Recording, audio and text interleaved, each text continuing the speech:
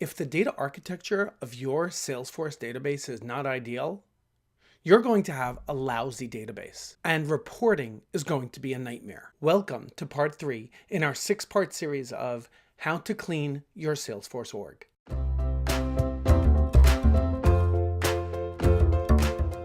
In this unit, I'm going to explain how you can make sure that the database architecture of your Salesforce instance is optimized appropriately for your organization. In case you missed the prior installments, go check them out now. In part 1, we focused on understanding your business processes. In part 2, we focused on cleaning up your users. In this unit, we're going to focus on your data architecture, which is the core framework of your entire database. By the way, if you haven't done so already, make sure to download the PDF handout that accompanies this section, as I believe you will find it handy to follow up with the items covered in this video. For those of you who don't already know me, I'm David Giller. I'm a Salesforce MVP, consultant, and trainer.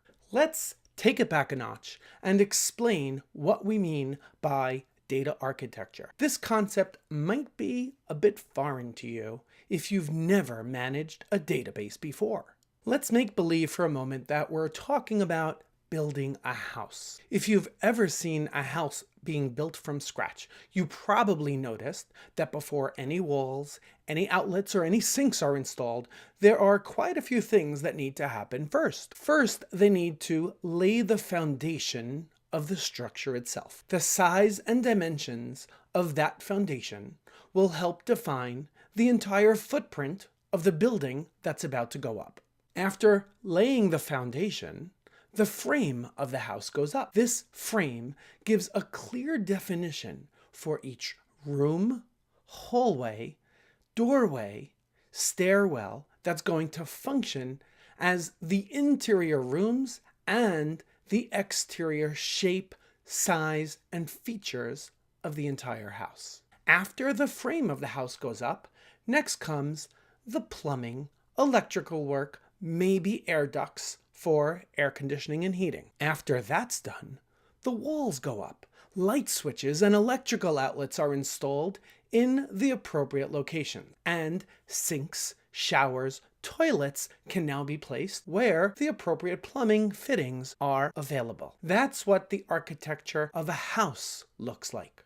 The data architecture of your Salesforce database functions in many ways that are similar to the architecture of a house. The entire Salesforce platform is our foundation. Then our objects define what type of data we need to store in the database and how those objects might relate to each other. Once we have the objects defined, we can start to use fields in order to store specific attributes about each record, while record types allow us to manage specific categories of records that warrant a dedicated page layout and specific visibility restrictions to those record types. Then we can start to leverage validation rules, lookup filters, roll-up summary fields, formula fields, and all sorts of automation through Flow and Process Builder, workflow and approvals to add even more functionality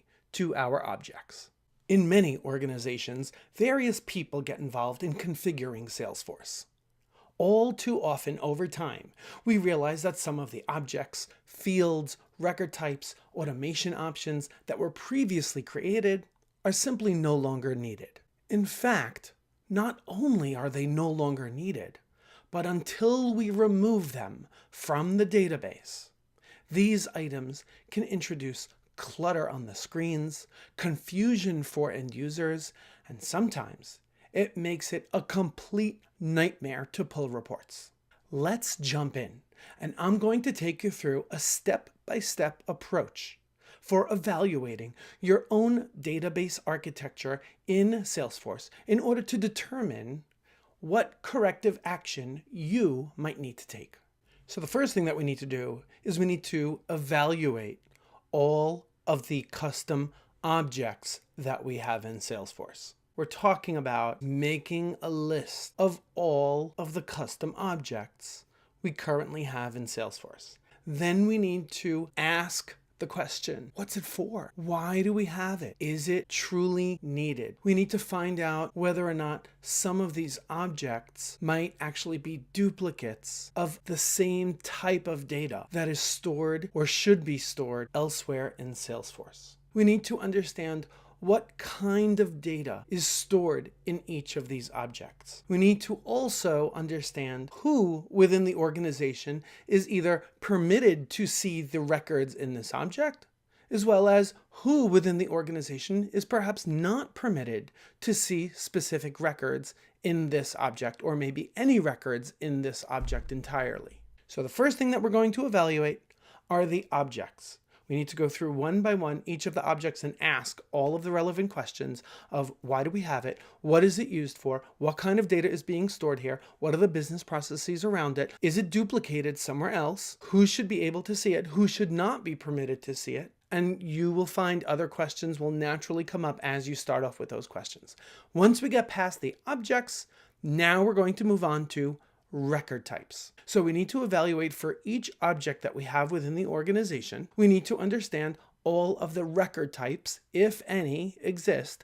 What record types do we have on this particular object? Then we need to ask whether or not the users even understand the differences between some of the record types that we actually have in Salesforce. Then we need to understand whether or not the different record types are even justified. A record type should exist if that particular type of record actually warrants having its own specific custom page layout that is different from all of the other record types. Secondly, a record type should exist if we need to put some further restrictions or open up visibility of those records in that record type to specific individuals. Now, there are other scenarios where we might have specific business processes that relate to specific record types. You might actually discover that we don't have any record types at all. Well, that could also be a problem, because by asking all of the relevant questions, you might uncover that perhaps we actually do need a record type on that particular object in order to allocate a specific page layout to that record type in order to specify the visibility permissions, to customize those visibility permissions for that specific record type so that it should either be hidden or visible to certain users when that record type is selected. On each object that we find in Salesforce, we need to review all of the fields. We need to understand what fields do we currently have, both the standard fields as well as custom fields. We need to understand what type of data is expected to be stored in each field.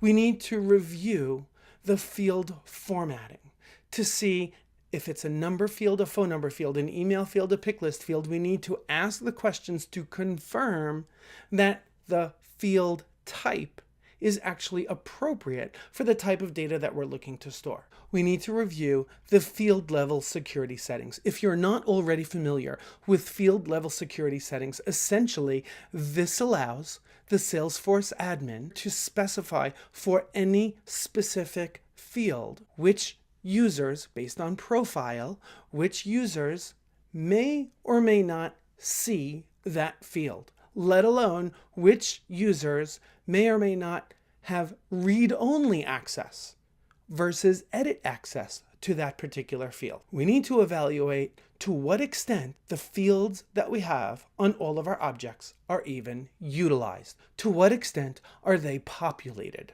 It becomes very revealing when we do some analysis and we discover that most of the fields that we have on a particular object in Salesforce are only populated less than 5% of the time. That essentially tells us as a Salesforce admin one of two things. Either all of these fields are brand new and nobody had an opportunity to actually populate these fields yet in Salesforce, or these fields have been there for quite some time, but they are not being utilized. So essentially, all of these fields are, for the most part, clutter on the screens. And if you talk to the end users and if you start asking them why they're not putting it in Salesforce, they might have all different kinds of reasons. They might say, well, nobody asked me to, I'm still using Excel, I write it in my notebook over here. But regardless, it looks like these fields are not being used, so it begs the question on whether or not we should remove those fields entirely from the screen if they are not warranted. If we have page layouts that are not assigned, they are essentially not being seen by anyone. This is causing a lot of clutter, not for our end users, but it's causing a lot of clutter for the Salesforce admins. Next, we need to review all of the automation that we currently have in place associated to each object in Salesforce. We need to take a look at the validation rules, at the workflow rules. We need to review Process Builder. We need to understand each of these pieces of automation, why they exist, are they still needed?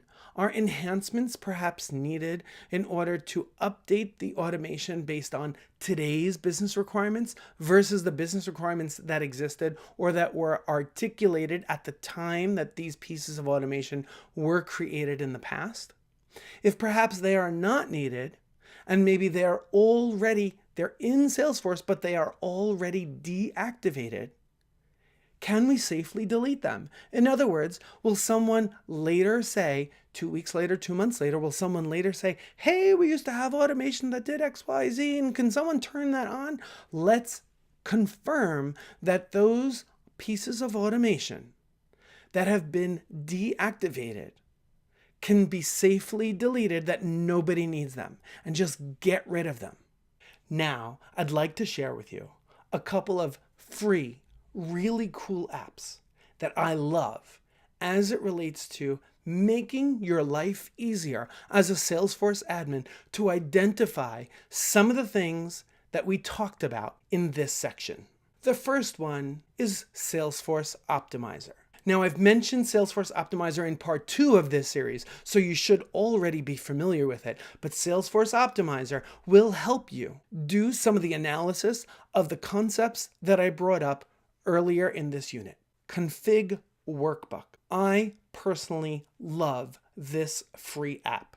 Config Workbook essentially pulls all of the metadata associated with all of your objects, your fields, the automation that you currently have in Salesforce, and it downloads it for you in an Excel format. This makes it very easy for you as the Salesforce admin to go through and evaluate and see everything that we have, every single field that we have in Salesforce on each object. What type of field is it? Is it read-only? How is it formatted? And it will do a lot of this homework for you so that you can take that information regarding the metadata and just go back to your end users, the subject matter experts within your organization, in order to confirm, hey, is this still needed? Hey, can we get rid of this? Hey, why do we have these fields that look nearly identical? These fields that have very similar, maybe identical pick list value options in separate fields. It will allow you to have these conversations in a much more efficient way. The next free app is Octopus. Octopus is very similar to Config Workbook. It will download the metadata that you have in your Salesforce org. It definitely gives you a very usable document in either PDF or Microsoft Word format, where you can see a lot of the metadata that you have in your Salesforce org. The next free app that I want to call your attention to is called Field Trip. Field Trip is a fantastic app that will give you some deep analysis as to the utilization of every single field that you have in Salesforce. That will make it very easy for you to do the analysis necessary in order to determine whether or not perhaps we can get rid of some of the fields that are maybe never utilized, underutilized, but of course, you need to review with the subject matter experts within your organization, the people that are responsible for the core business processes associated with these fields. You need to confirm with them. But by having the data with you, You are now arming yourself. You can turn to these subject matter experts and they say, oh no, favorite flavor of ice cream is a critically important field on the contact screen. And you can turn to them and say, really? It's only populated 0.02% of the time. And on that note, we're going to wrap up part 3 of the 6-part series of how to clean your Salesforce org. If you haven't done so already, make sure to download the PDF handout that comes along with this section, as the PDF handout contains many links to valuable resources that I think you will find incredibly helpful as it relates to the topics covered in this unit. That's it for now. I hope you enjoyed part 3 of how to clean your Salesforce org. I look forward to seeing you in the next section.